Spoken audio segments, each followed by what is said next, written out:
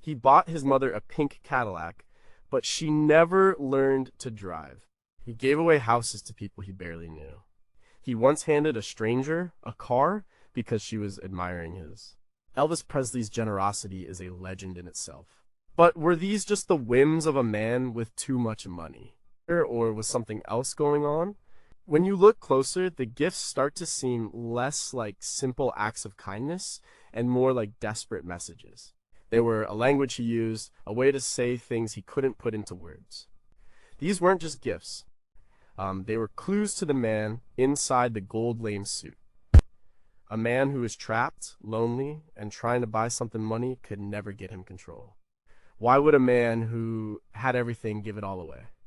What was he really trying to tell us with every car, every ring, every bizarre, extravagant gesture? Number 17 was the chimpanzee a friend or a mirror?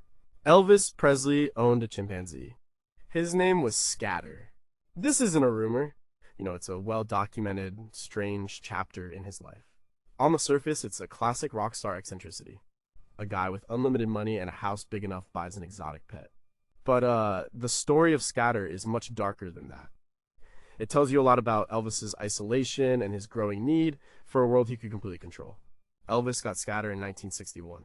He was fresh out of the army, trying to transition from the rebellious rocker of the 50s to a mainstream movie star. He was living in a rented mansion in Bel Air, and the Hollywood scene was not his natural habitat. And he was surrounded by his entourage, the Memphis Mafia, but they were on his payroll. He was the boss. Scatter was different. He was a pet, but he became more than that. He was a court jester, a proxy, and a reflection of Elvis's own worst impulses. Scatter was trained by a Hollywood entertainer to do tricks. He could drive a tiny car. He could answer the phone. But Elvis and his friends encouraged a different kind of behavior. They taught him to look up women's skirts.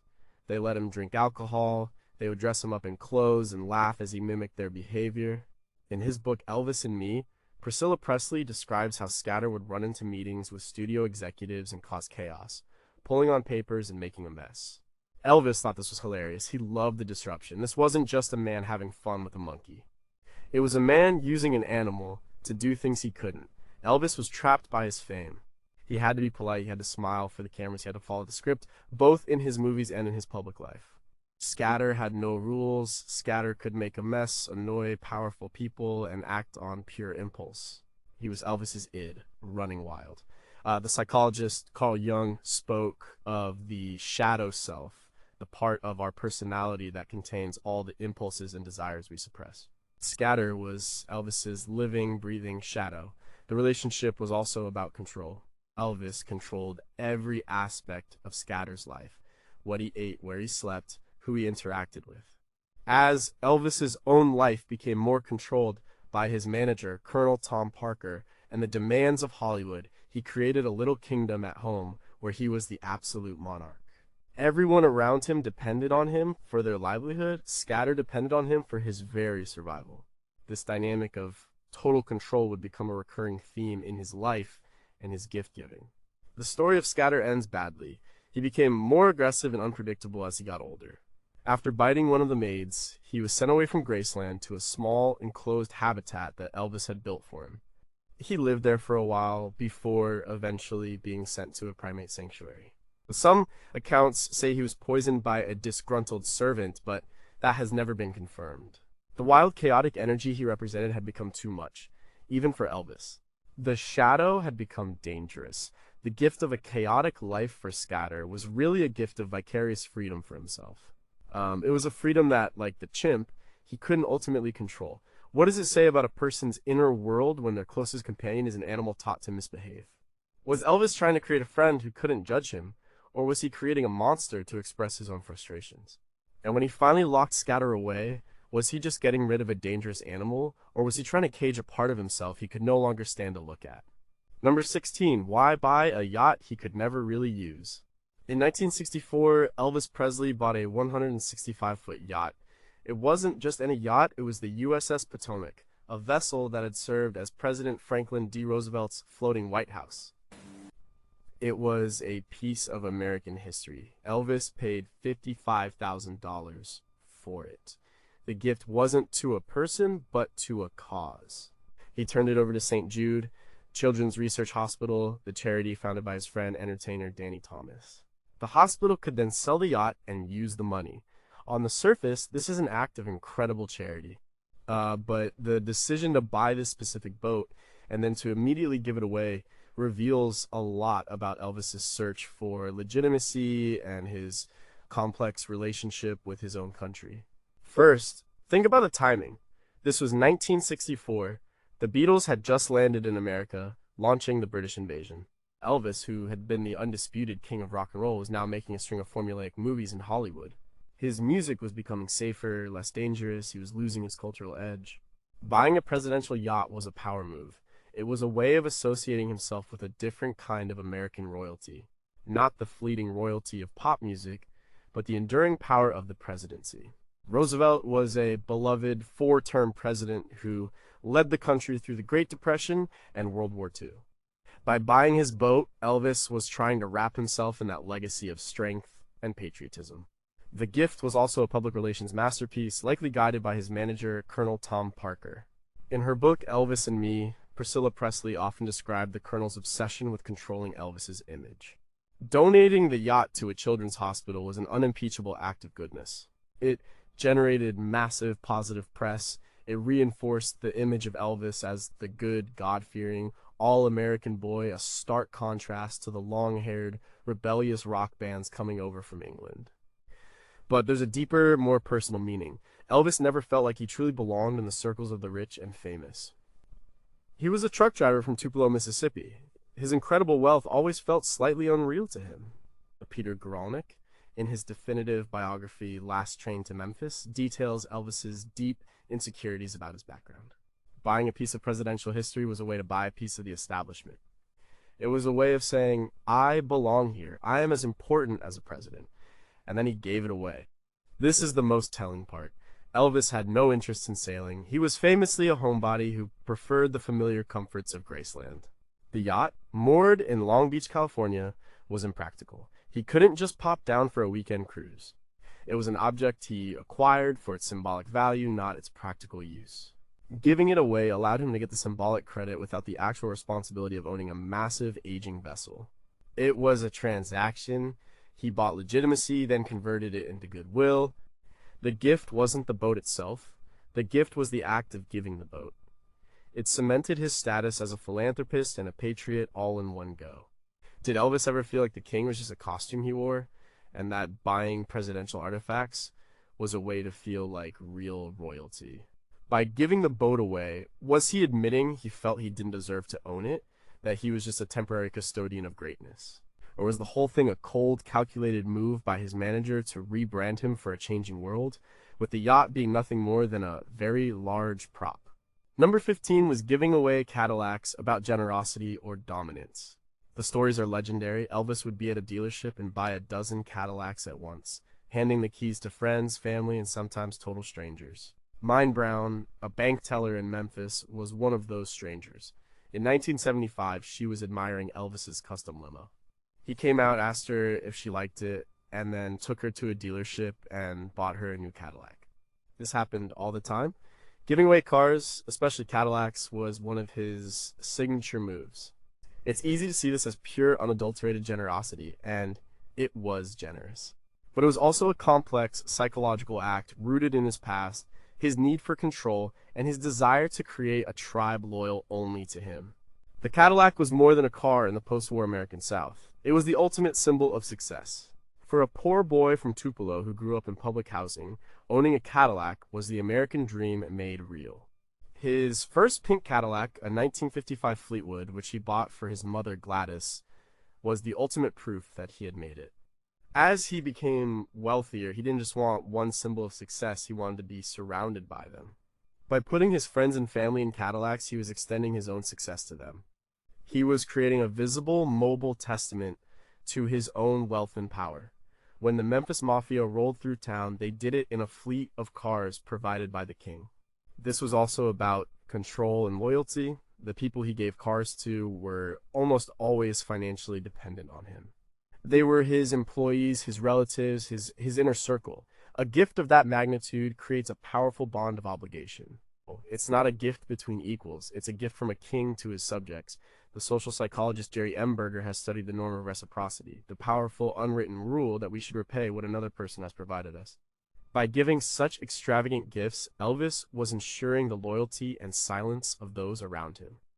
It would be very difficult to betray a man who had just handed you the keys to a brand new luxury car.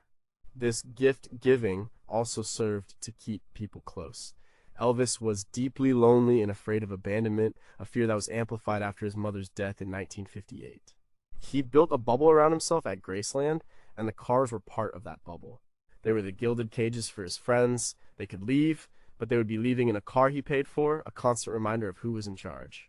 It was a way of saying, I own you, but I will make it the most comfortable ownership you can imagine. The act of giving to a stranger, like Minday Brown, served a different but related purpose. It was a performance. It reinforced his public image as a man of the people, a generous king who had not forgotten his humble roots.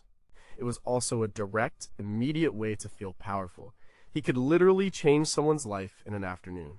For a man whose career was increasingly managed by others, this kind of direct, godlike power must have been intoxicating. The gift wasn't just the car, it was the power to bestow it. It was a moment of pure, unscripted control in a heavily scripted life. Was every Cadillac a reminder to its new owner that they were in Elvis's debt? Did he see the faces of the people who doubted him as a child every time he handed over a set of keys? And for the strangers he gifted, was he trying to see a flicker of the genuine, unadulterated joy his own money could no longer bring him? Number 14, what was he really building with a karate studio?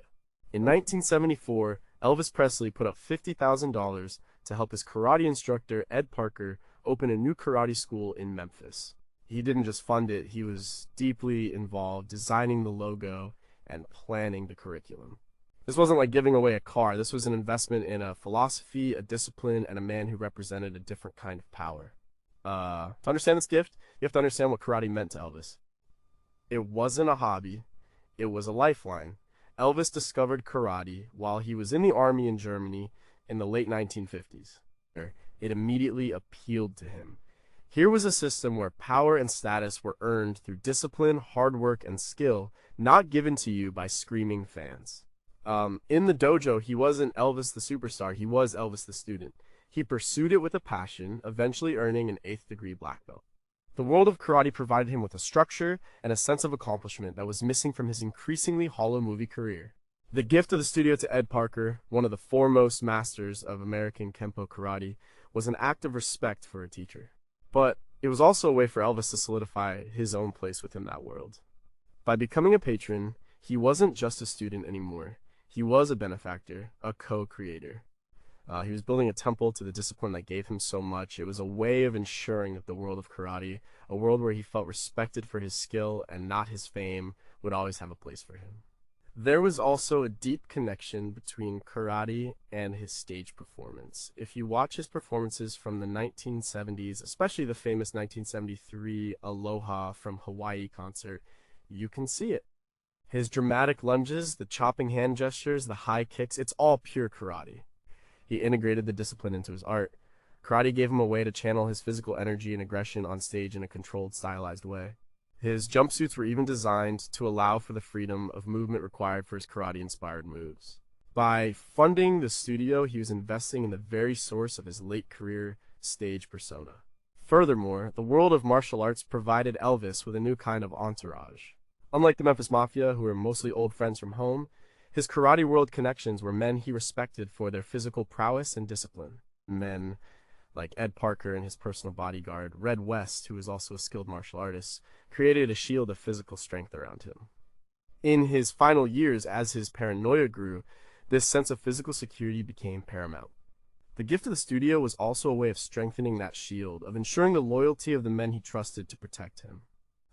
It was a payment for a very specific kind of security, one that went beyond what money could normally buy.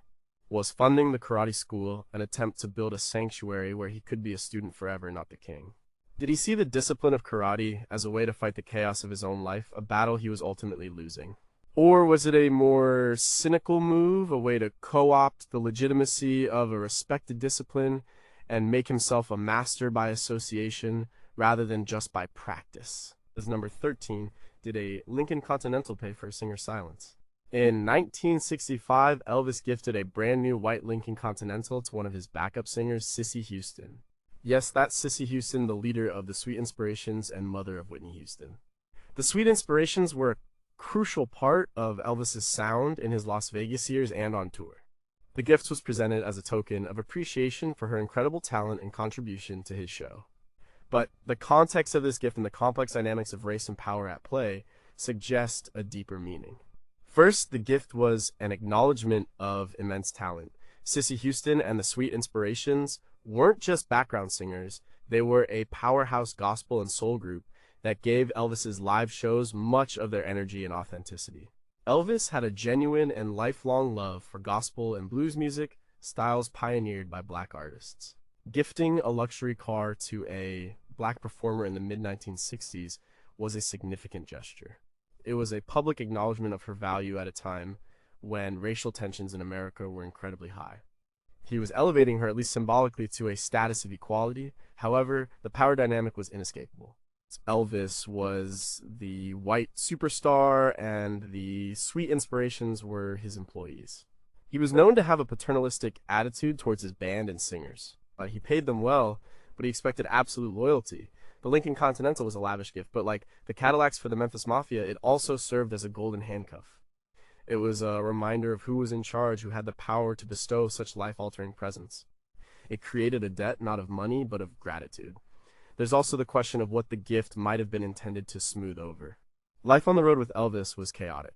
According to Peter Guralnick's book, Careless Love, The Unmaking of Elvis Presley, Elvis's world was insular and often tone-deaf to the outside world. While Elvis himself was not seen as overtly racist by those who knew him, his entourage was a different story.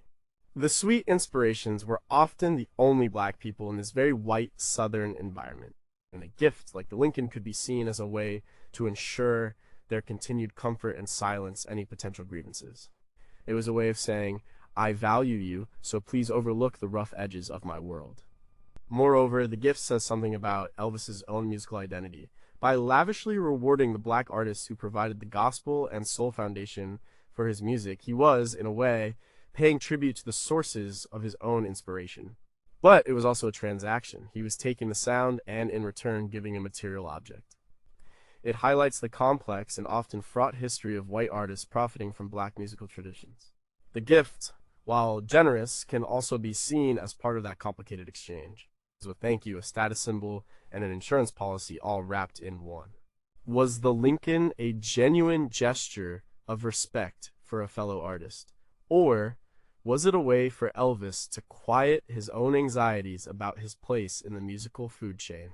Did he see the car as a bridge between his world and hers, or was it a wall of luxury designed to keep professional distance?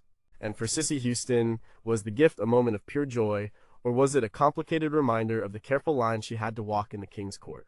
One, number 12, why give spiritual books to people who wanted a party? Elvis's generosity wasn't limited to material things. In the mid-1960s, and especially in his later years, he became a passionate spiritual seeker.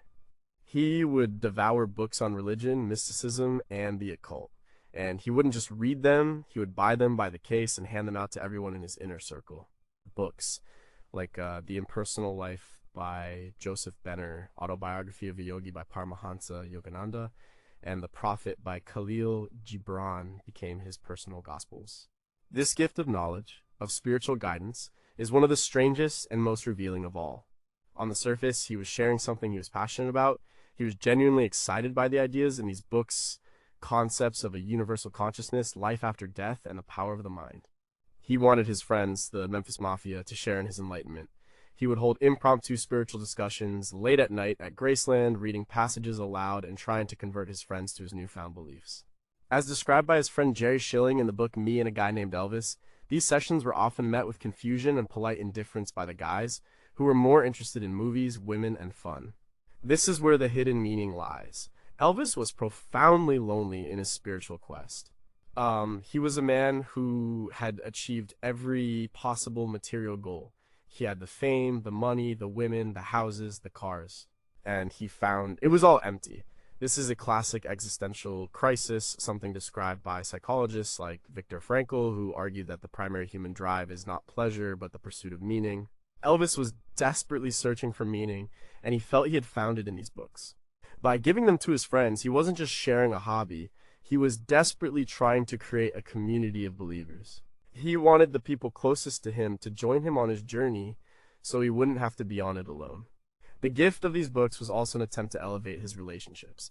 He was tired of the shallow, sycophantic world he lived in. He wanted deep conversations, not just yes men. He wanted to be seen as a thinker, a guru, not just an entertainer. By handing someone a book on Eastern philosophy, he was saying, see me for my mind, not just my voice. Let's talk about something that matters. It was a plea to be taken seriously on a different level, but it was also an act of control. Elvis was the teacher, the one with the knowledge. He was positioning himself as the spiritual leader of his own little cult. He expected his friends to read the books and be ready to discuss them. If they didn't, he would get angry and disappointed. The gift came with an expectation, an assignment. It was another way of shaping his environment and the people in it to fit his own needs. He wasn't just giving them a book, he was giving them a new way to think, his way. It was a form of intellectual and spiritual dominance, a far more subtle kind than giving a car, but a form of dominance nonetheless. Was Elvis's spiritual search a genuine quest for enlightenment, or was it the ultimate ego trip, an attempt to understand God so he could feel closer to being one himself? By forcing these books on his friends, was he trying to save their souls, or was he just trying to cure his own unbearable loneliness? And did he ever realize that the meaning he was searching for couldn't be found in a book, but only in the genuine human connection he so often replaced with expensive gifts? Number 11. What did a German Shepherd puppy really represent? In 1957, at the height of his initial fame, Elvis Presley gave his mother, Gladys, a German Shepherd puppy. He named the dog Sweet Pea. This seems like a simple, loving gift from a son to his mother. But Gladys Presley was a woman consumed by anxiety. She was terrified of the fame that had engulfed her son, scared of the screaming crowds, and worried sick every time he left home. The gift of a guard dog, even a small puppy, was not just a pet. It was a protector, a substitute, and a symbol of everything that had changed in their lives. And Gladys and Elvis had an incredibly close, almost suffocating relationship. As detailed in Elaine Dundee's biography, Elvis and Gladys, he was the center of her universe. When he became famous, she became a prisoner in her own home, the newly purchased Graceland. She was a simple countrywoman who was suddenly the mother of the most famous man in the world. She was overwhelmed. Elvis, in turn, felt an immense responsibility and guilt for her unhappiness. He bought her the house, the cars, the clothes, but he couldn't buy her peace of mind. The German Shepherd was a gift of security. It was a living, breathing alarm system. It was a way for Elvis to feel like he was protecting his mother even when he was away on tour or on a movie set. A dog's loyalty is absolute. Sweet Pea would be there for Gladys in a way that Elvis, with his demanding career, could not. The gift was a stand-in for himself. He was giving his mother a new companion to focus her love and anxiety on, a new creature to worry over. This gift also reflects Elvis's own growing need for security. As his fame grew, so did the threats, both real and imagined. He was surrounded by fences, gates, and eventually human bodyguards. The German Shepherd, a breed known for its use by police and military, was a natural extension of this fortress mentality. He was projecting his own need for protection onto his mother. The gift was as much for his own peace of mind as it was for hers. Tragically, Gladys died just over a year later, in August 1958, while Elvis was in the army. Her health had been declining for some time, exacerbated by stress and a reliance on alcohol and diet pills. After her death, Elvis's world was shattered. The need for protection and loyalty, which he had tried to provide for his mother, with the gift of a dog, became an obsession for him. He surrounded himself with the Memphis Mafia, a human pack that offered him the same kind of unwavering, uncritical loyalty. Sweet Pea was an early innocent version of the bubble Elvis would build around himself for the rest of his life. The gift was a simple puppy, but its hidden meaning was a son's desperate attempt to guard his mother against a world he had unleashed upon her. Was the puppy a heartfelt gift, or was it an admission of guilt from a son who knew his success was destroying his mother? Did he see the dog's unconditional love as a purer form of the love he was now getting from millions of strangers? And did the dog's presence at Graceland ultimately make Gladys feel safer, or was it just another reminder of the dangers that now lurked outside the gates? Number 10 was The Gift of a House, about kindness or removal.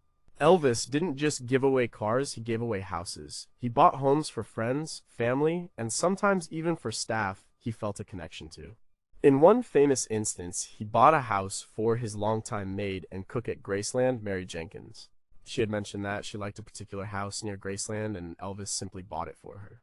This act is often cited as a prime example of his incredible generosity and his disregard for class barriers.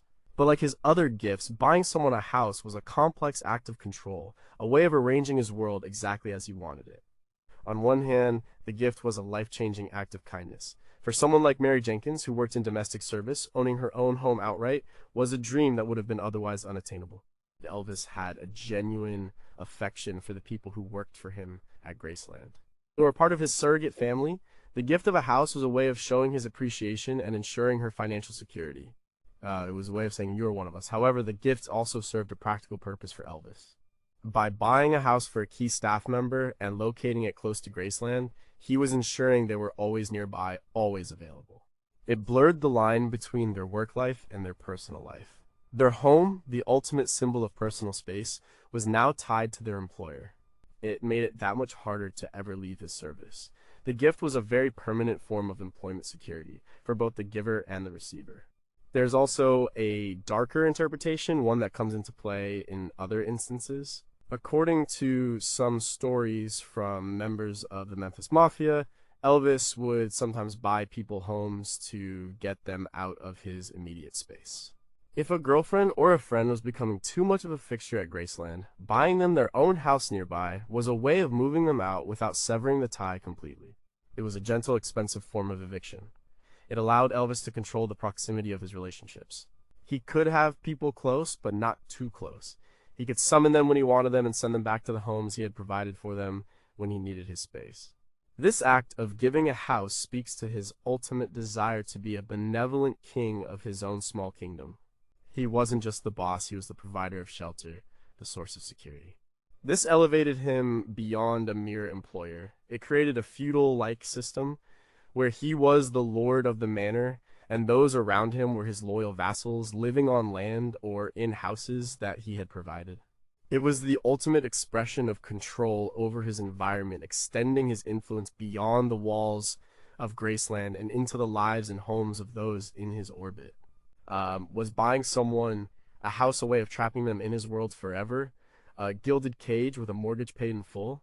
Did he see himself as a kind of social planner, arranging the lives of his friends and employees for their own good and his own convenience?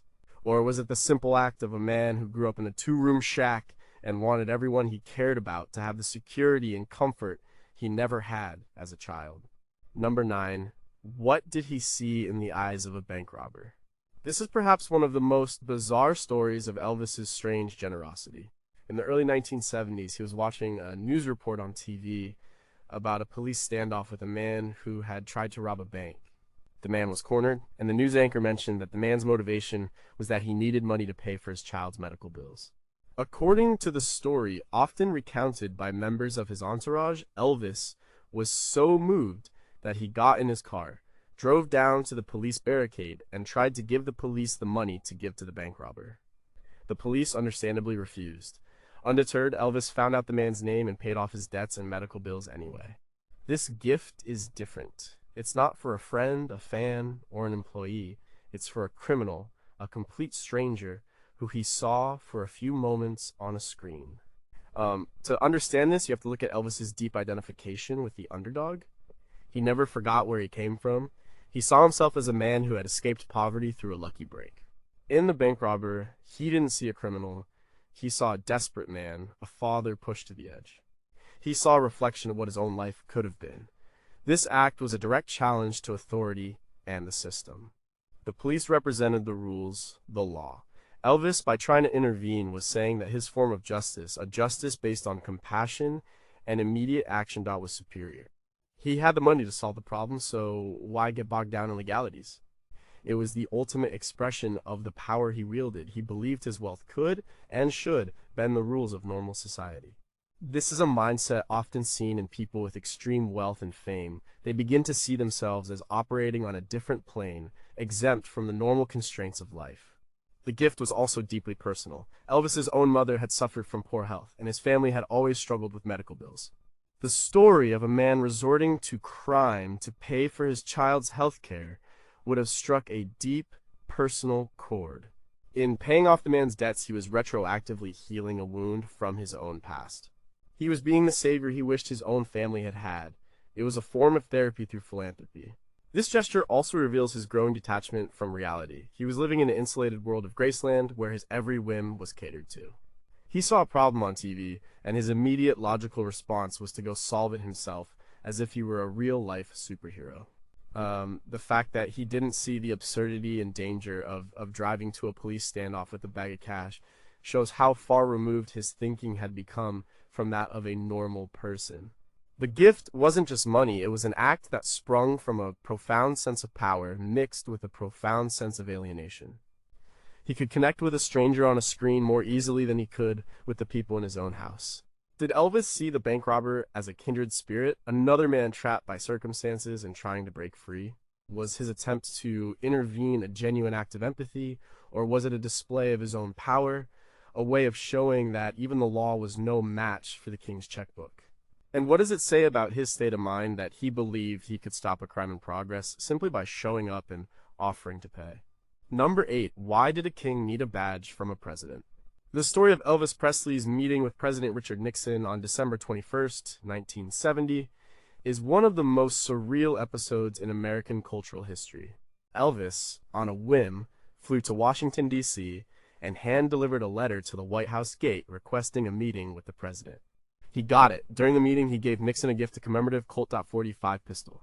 But the real purpose of the meeting was for Elvis to get a gift for himself. He wanted a badge from the Bureau of Narcotics and Dangerous Drugs, and he got it. This exchange of gifts is a window into Elvis's fractured psyche, his desperate search for identity, and the profound irony of his life. The gift of the gun to Nixon was a gesture of respect from one powerful man to another. But it was also a prop. Elvis was playing a role. He presented himself to Nixon as a patriot, a concerned citizen who wanted to help fight the hippie drug culture that he believed was corrupting America's youth. He saw himself as a symbol of the American dream, and he wanted to be enlisted by the government to be a federal agent at large. The hidden meaning is in the gift he wanted in return. Why did Elvis, the king of rock and roll, a man who had more power and influence than most politicians, crave a federal agent's badge? It was about legitimacy. His own kingdom was one of music and entertainment, a world he increasingly saw as frivolous. The badge represented a different kind of power official, governmental and serious. It was a way for him to feel like he was more than just a singer. He wanted to be a hero, a lawman. This was a fantasy he had held since childhood, idolizing comic book heroes and screen cowboys. The badge would make the fantasy real. The irony, of course, is staggering. At this point in his life, Elvis was heavily dependent on a daily cocktail of prescription drugs, all administered by his personal physician, Dr. Jordan Nicopoulos. He was, by any reasonable definition, a drug addict. His quest for a narcotics badge is a profound example of cognitive dissonance, the mental discomfort of holding two contradictory beliefs. In his mind, there was a clear line between the good drugs prescribed by a doctor and the bad drugs used by hippies. He genuinely believed he could be a soldier in the war on drugs while being one of its most high-profile casualties. The badge was a shield. It was a way for him to deny his own addiction. If he was an official agent fighting drugs, how could he possibly have a drug problem himself? It was a psychological tool to maintain his own self-image. The meeting itself, documented in now famous photographs, shows Elvis in a purple velvet suit, a giant gold belt buckle, and sunglasses looking completely out of place in the Oval Office. And he was a performer, and this was his greatest performance. He was playing the part of the concerned patriot for an audience of one, the president. And he nailed it. Nixon, seeing a political opportunity to connect with a huge celebrity, went along with the charade. Was the badge an attempt to gain a get-out-of-jail-free card, a way to travel with his prescription drugs without fear of legal trouble? Did he honestly believe in his mission? Or was the whole affair a cry for help, a desperate plea for an authority figure to recognize his struggle, even as he was denying it? Or was it the ultimate act of a man who could get anything he wanted, a man testing the limits of his fame to see if he could even bend the reality of the federal government to fit his own fantasy? Number 7 were TCB necklaces, chains of loyalty. In 1969, as he was preparing for his triumphant return to live performing in Las Vegas, Elvis created a personal motto, taking care of business. He abbreviated it to TCB and turned it into a logo, a lightning bolt striking the letters. He then had this logo made into custom 14-karat gold necklaces. He gave these necklaces to the men in his inner circle, the Memphis Mafia, as well as to other close friends and associates. This wasn't just a piece of jewelry, it was a uniform, a badge of honor, and a chain of command. The gift of a TCB necklace was a formal induction into Elvis's tribe. It signified that you were one of the chosen few, a trusted member of the court. For the men who received it, it was a source of immense pride. It gave them status. When they were out in the world, the necklace was an immediate signifier that they were with Elvis. It opened doors. It was a physical symbol of their connection to the king. Priscilla Presley even designed a female version, TLC, for tender loving care, for the wives and girlfriends in the group. But the gift had a deeper, more controlling meaning. It was a constant physical reminder of who they worked for and who they were loyal to. It was a brand. Elvis was branding his people, much like a rancher brands his cattle. The lightning bolt in the logo was significant. It represented power, speed, and getting things done in a flash. That was the ethos he demanded from his men. The necklace was a reminder of their duty to take care of business for him 24/7. This was part of the creation of a private mythology. Elvis was building his own world with its own symbols, codes, and hierarchies. The TCB necklace was its central icon. It separated the world into two groups, those who were inside the circle and those who were not. This is a common feature of high-demand groups or cult-like environments. The creation of a special identity through symbols and mottos strengthens group cohesion and loyalty to the leader. As described in numerous memoirs including Red West's book, Elvis: What Happened. The necklace was the ultimate proof of that identity. The gift was also an expression of Elvis's need for order and purpose in his own life. The taking care of business motto was a mantra for himself. After years of making mediocre movies, his return to the stage was a serious, focused effort. He was taking control of his career again. He was taking care of business. By giving the necklaces to his men, he was demanding that they share his focus. He was trying to impose a military-like discipline on his often chaotic personal life. The necklaces were the dog tags for his private army. Did the men who wore the TCB necklace see it as a symbol of friendship, or did they feel the weight of it as a golden chain of servitude? Was Elvis trying to create a team, or was he creating a gang, with himself as the undisputed leader? And when he looked at the lightning bolt, did he see a symbol of his own power and focus, or a reminder of the sudden, destructive flashes of anger and impulse that he struggled to control? Number 6, what truth was he seeking in a gas station? One of the more mundane and therefore more revealing gifts Elvis ever gave was a gas station. In the 1970s, he bought a Phillips 66 gas station in Memphis and gave it to his stepbrother's father-in-law. This wasn't a glamorous gift like a car or a house. It was a business. It was a place of work, of oil and gasoline, of everyday transactions. And that's precisely why it's so significant. The gift of a gas station was about Elvis's connection to the working world he came from, and his deep ambivalence about the world of fame he now inhabited. Elvis Presley's identity was forged in the working-class South. Before he was a singer, he was a truck driver for Crown Electric. He knew what it was like to work a regular job, to punch a clock, to get your hands dirty. As his fame skyrocketed, he was removed from that world. His life became a strange bubble of concerts, movie sets, and the seclusion of Graceland. He was surrounded by people who worked for him, but he no longer participated in the normal economy of everyday life. Buying a gas station was a way to reconnect with that world, even if it was at a distance. It was a tangible piece of the real, working America that he felt he had lost. A gas station is a hub of the community. People from all walks of life pass through. It's a place of ordinary conversations and transactions. By owning it and giving it to a family member to run, he was planting a flag back in the soil of normalcy. It was an embassy from his new kingdom back to the old world he came from.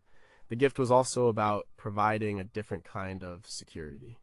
A car is a luxury. A house is a shelter. But a business is a source of ongoing income and, more importantly, a source of purpose.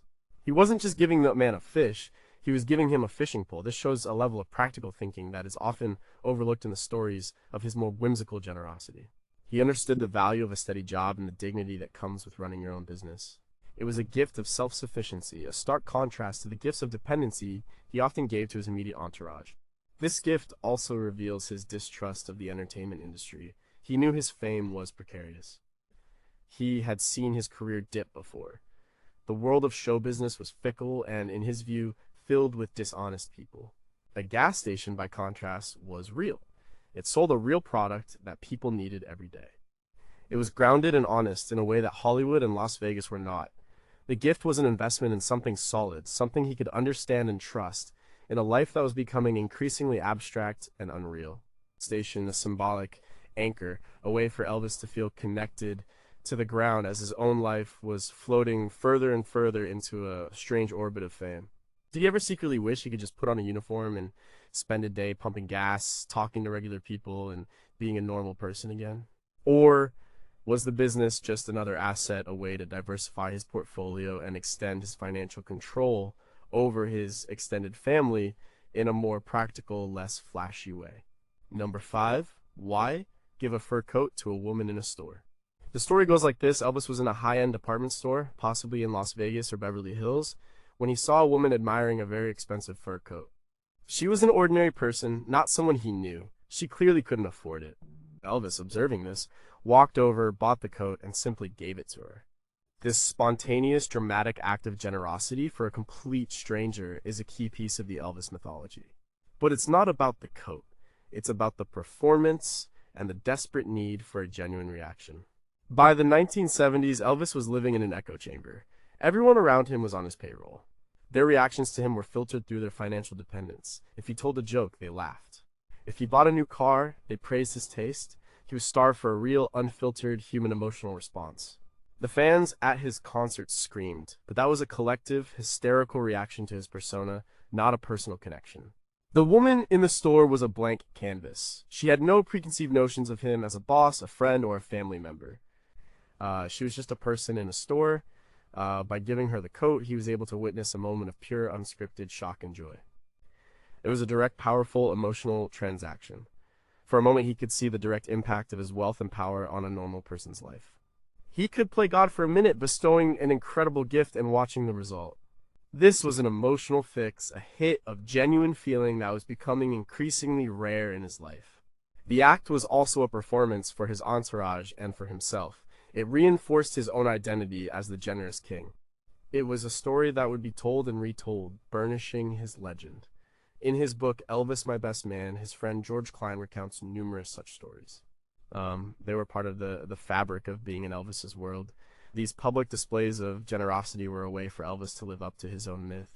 He had to keep performing these acts to prove to himself and to those around him that he was still that kind, generous country boy at heart, untouched by the corrupting influence of fame. There is also a component of control. The gift, while seemingly selfless, puts the recipient in a passive, overwhelmed position. They have no way to reciprocate. The power imbalance is total. Elvis controlled the entire encounter.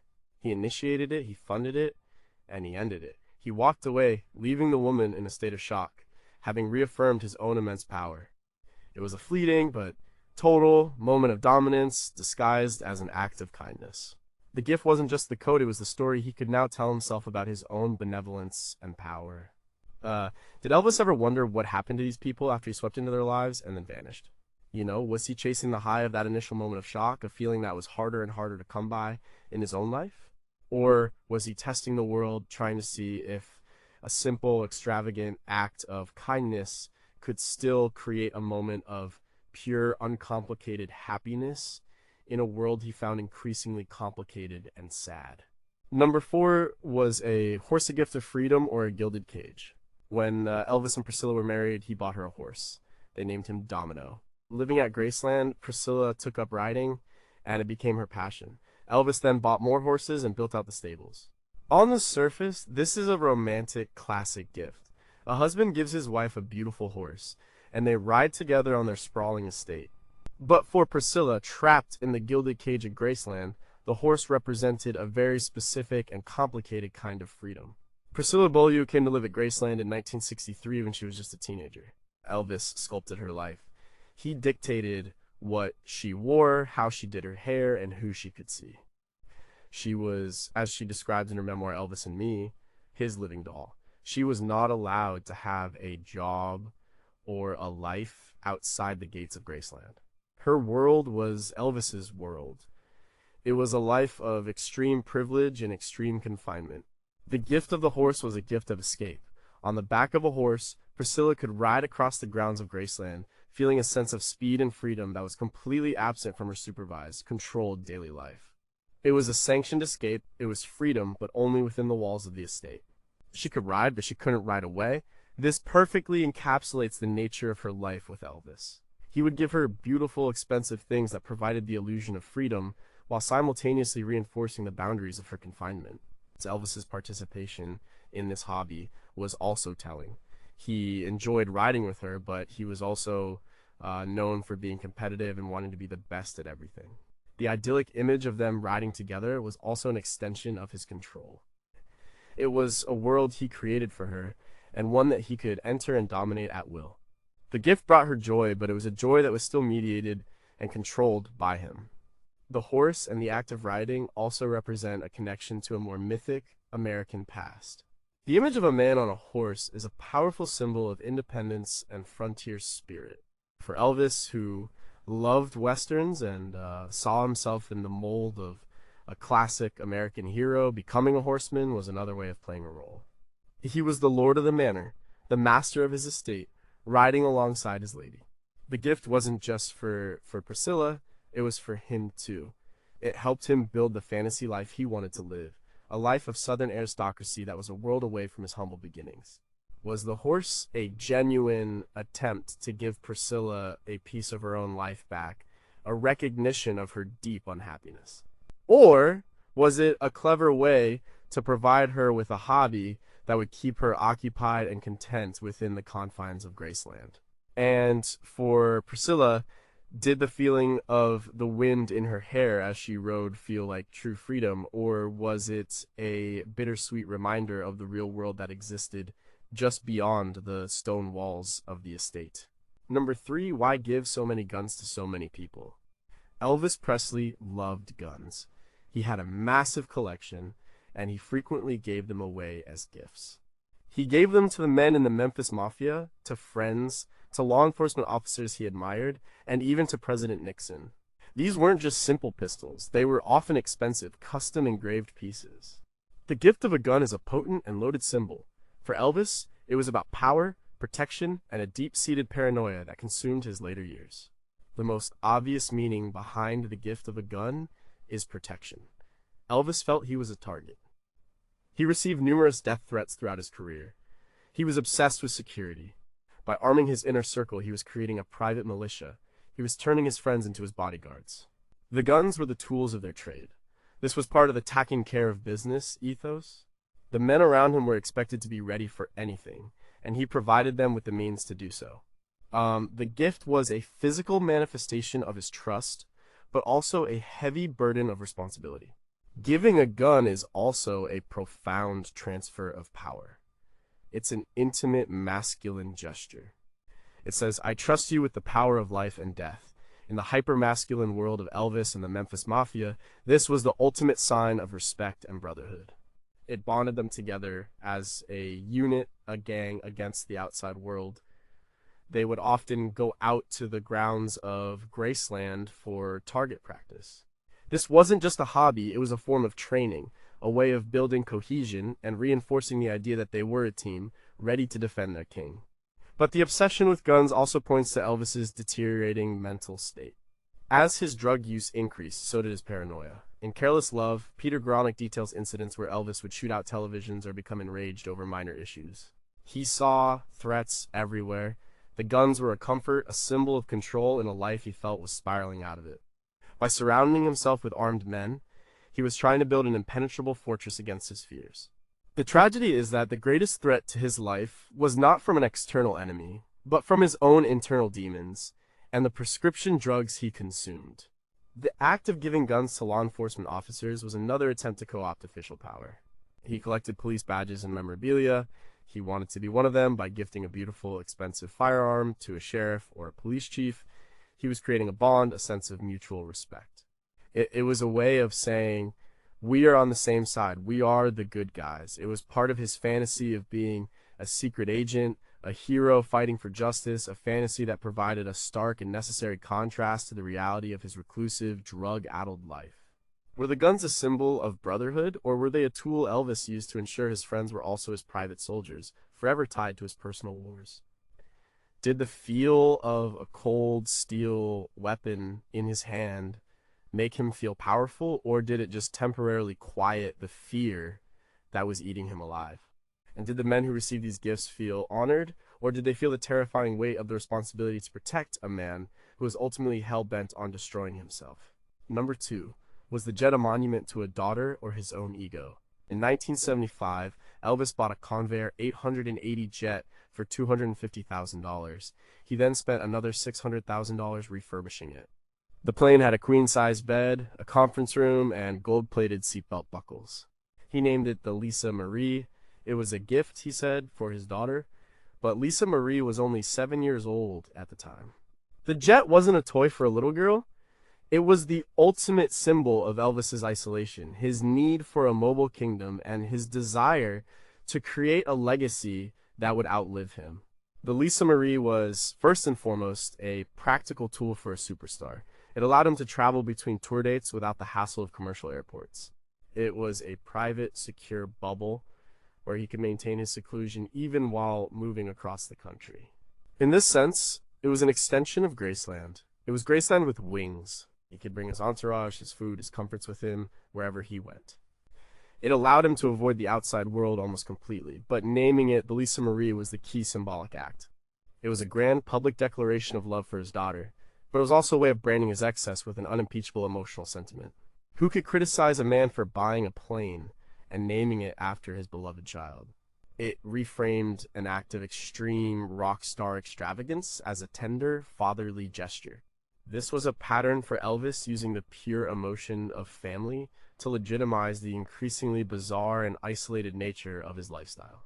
The jet was also a monument to his own success. A Convair 880 was a full-size commercial airliner, not a private jet. It was absurdly large for personal travel, but that was the point. It was a flying billboard that announced his status to the world. It was bigger and more luxurious than anyone else's. In his final years, as his health declined and his performances sometimes faltered, these external symbols of power became more and more important. The jet was proof that he was still the king, even when he didn't feel like it. It also represented a final, desperate attempt to control his own destiny. He was trapped by his touring schedule, his bad health, and his addictions. But in the air, on his own plane, he was the commander. He could decide to fly to Denver for a sandwich or to Las Vegas for a show. The plane gave him the illusion of total freedom, the ability to go anywhere at a moment's notice. It was the ultimate getaway vehicle from a life he could no longer manage on the ground. The gift wasn't for Lisa Marie, it was a gift for himself, a way to feel in control of a life that had slipped his grasp.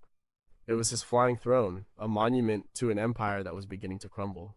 When he named the jet, was he thinking of his daughter's future, or was he trying to stamp his own legacy onto a piece of machinery that could soar above the wreckage of his life? Did the roar of the jet engines sound like freedom, or did it just drown out the quiet voice telling him he was flying away from everything that truly mattered? And what does a 7-year-old girl think when she is told that a giant 100-ton machine is her namesake and her gift? Number 1. Why did he give everything away? The final, strangest gift Elvis gave was, in a way, everything. Throughout his life, but especially in his later years, he seemed to be on a mission to divest himself of his own wealth. He gave away cars, jewelry, houses, and cash with a recklessness that baffled even those closest to him. This wasn't just generosity, it was a frantic, compulsive need to give things away. The hidden meaning behind this lifelong pattern of giving is the most important of all. It was his way of dealing with the crushing weight of his own life, a life that had become a prison made of gold. At its core, Elvis's compulsive giving was a way to connect with people. He was one of the most famous people in the world, yet he was profoundly isolated. His fame was a wall between him and genuine human interaction. Giving a gift was a way to breach that wall. For a moment, the transaction of the gift created a connection. It was a script he knew. He might not have known how to have a normal conversation with a stranger, but he knew how to give them a car. It was a flawed and temporary way to buy intimacy, but it was the only way he knew. The giving was also a way to manage his own guilt. He was the boy from Tupelo who had become a king. He had so much, while the people he grew up with had so little. This created a kind of survivor's guilt. By constantly giving things away, he was trying to rebalance the scales. He was trying to share his incredible luck, to spread it around, perhaps in the hope that it would lessen the psychological burden of his own extreme wealth. Each gift was a small act of penance for having so much, but most importantly, giving things away was about control. It was the one area of his life where he had absolute godlike power. His manager controlled his career. His doctors controlled his drug intake, or at least they were supposed to. His schedule controlled his time, but he, and only he, could decide to give a stranger a diamond ring. In a world where he was often a puppet, gift-giving was the one string he could pull himself. It was a declaration of his own agency. The act of giving was more important than the gift itself. It was a moment where he could prove to himself and to others that he was still in charge of something. In the end, he was giving away the things that were suffocating him. The cars, the jewels, the houses. They were the trappings of a life he had not asked for and did not know how to escape. Each gifted object was one less thing he had to own, one less thing that defined him. It was as if he was trying to lighten his load, to get back to the simpler person he had been before the fame descended. He was giving away his kingdom, one piece at a time, perhaps in the desperate unconscious hope that if he gave away enough of it, he might finally be able to give himself the one gift he could never have a normal life. Was his frantic generosity a way of trying to empty his life of the material things that had failed to make him happy? Did he hope that if he gave enough away, he would be left with something real and true? Or was he like a dying star, collapsing under his own weight and throwing off pieces of himself in a final, brilliant, and tragic display before the light went out for good?